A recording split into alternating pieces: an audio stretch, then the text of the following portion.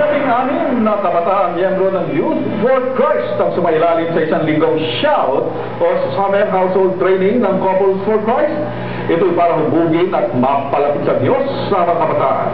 May balitang sinalis si Rowen Sojovi. Abala ang mga kabataan ito sa paghuhugas ng pinggan. Ang iba naman, naglilinis ng toilet. Sila ang 16 na kabataang miyembro ng Youth for Christ na sumali sa SHOUT o Summer Household Training ng Couples for Christ.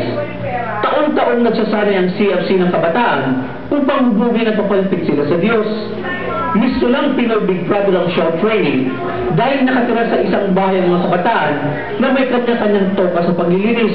Isang linggong nawalay sa kanilang mga magulang ang mga miyembro kung saan itunuro sa kanila ang kagagaang asal at mga salita ng Diyos.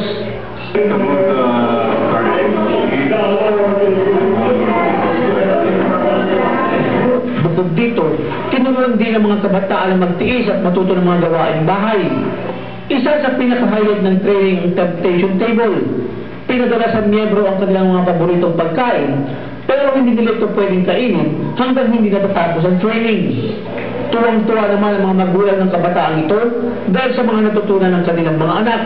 Mas kailangan daw ng mga kabataan ngayon ng ganitong klase ng training para mailaro sila sa mga masasamang gawain. Natutunan ko po sa short ngayon